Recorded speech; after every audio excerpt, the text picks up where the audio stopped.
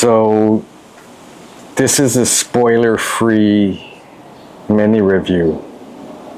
So if you're gonna read the book, then you can watch this review, read the book, and then decide for yourself. I'm gonna do another in-depth review after this of this book, so stay tuned for that one later, alright? Hey guys, how are you? It's Zach from Zach Loves Books. Welcome back to my channel. Thanks for tuning in. Let's get right to it. I have a review today for one of my April TBRs. If you remember, or if you watched that vlog episode, I had about 8 books that I was going to review. They were all dark fiction reads, horror fiction, scary stuff.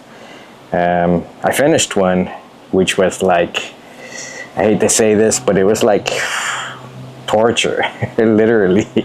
And not torture in a good way, like when you're reading, you know, something that's exciting because it's scary. I wish that I had better things to say about this book. I wanted so much to like it. I mean, I hate the fact that I've kind of done like, I think what, maybe 2 or 3 negative reviews now of books. Who wants to give a negative review on a book? I don't want, I mean, you know, the author took her time to write this book, and I don't feel like I have a lot of good to say about it. You know, and it's a short read, you know, but since I read slow, it took me, if I counted every session, maybe a couple hours to read. But it's this book, The Quickening by Julie Myerson. If I was to rate this book out of a scale of 1 to 10, I'd give it like 6. I'll tell you the good things first that I liked about the book. I like the setting, you know. As I've said before in other posts, I love anything set in the tropics. This was set, I think, I don't know if it was Antigua or one of those islands, whether it was a fake island or not, but I mean, it seemed pretty convincing. It's a ghost story, which I was looking forward to. And that's what I'm saying, a ghost story, the tropics, paradise. You know, I guess because there's a lot of like voodoo and like witchcraft and that comes from the islands. It makes for a good ghost story that you could write. It's just, unfortunately for me, this just didn't do it for me. This wasn't it. I'll tell you why too. First, I'm just going to tell you what the book is about. So it's about a couple, newlyweds. The girl, I forget what her name is already. She's Rachel. She's pregnant, and her husband surprised her with a honeymoon trip to a Caribbean island. I think it's Antigua, so it's going to be romantic, and you know, they're newlyweds. So, but when they get to the island, the cab driver says something that spooks them, like, oh, you know, something like, I've seen your husband before or something, and he spooks him into like, you shouldn't be here or something like that. So it starts out good because you think you're in for a good story, but like I said, I love the beach setting, so it's like there are things that I like, but there's things that I hated. Like there's mainly 4 characters in here, which is the couple, another couple that are on the same vacation spot that they know, the hotel owner. And those are like the main characters, but none of them are likable at all. Not even the main character, Rachel, is likable. You know, at first you want to like her, you know, because she is the main character. And I guess, you know, you want to feel for her when these spooky things start to happen. But then you realize that the husband is like, he doesn't talk to her very kindly. You know, and when she starts experiencing these ghostly things, like, he's not very empathetic about it. So he doesn't believe her, basically. But that's not even the worst part like the worst parts of the book, or the problems that I had with the book. The problems that I had with the book is, you know how they say that you should show don't tell when you write a book? It's like this book was all tell, and so there's no guessing. It's just straight storytelling, but the author was just telling me the story as opposed to making me come up with my own interpretation of what was going on. So, and I mean, every time like a ghostly incident happened in this story, it was just kind of dropped on you like a bomb, as opposed to thrown in subtly, like where it sneaks up on you, and kind of genuinely scares you.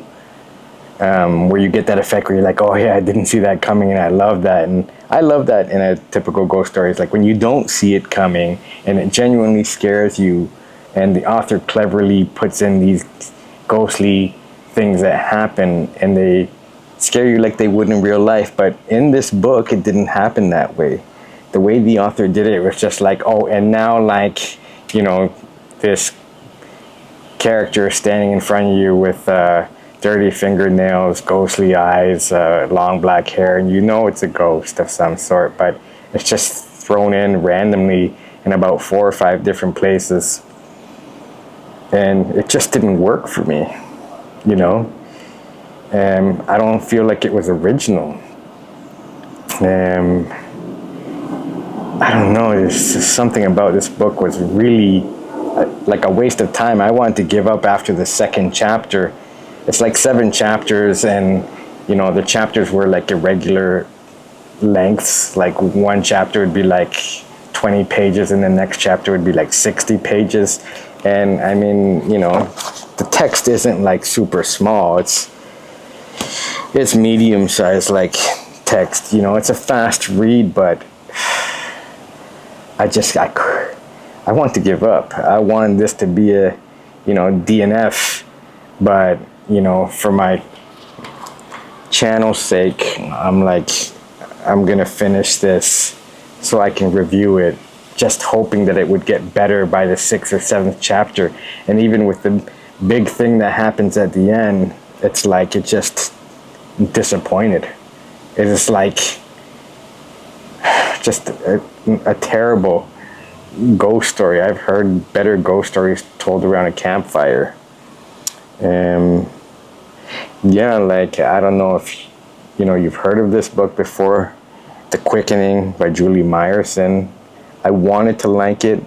I wish I could have given it a better review. I don't want to completely like give it a horrible review, but there's nothing I can say about it that to make you think that I really, or there's nothing I could say about this. I don't want to lie to you and say it was an amazing read. I mean, when you look inside here, it says stuff like, it's a good fast read, just a thing for your next Caribbean holiday. No, it's not. Tense and terrifying. This was not scary at all. I found it to be genuinely scary and enthralling. Myerson's gift for breathing life into her characters is so effective. I worried passionately about Rachel and Dan.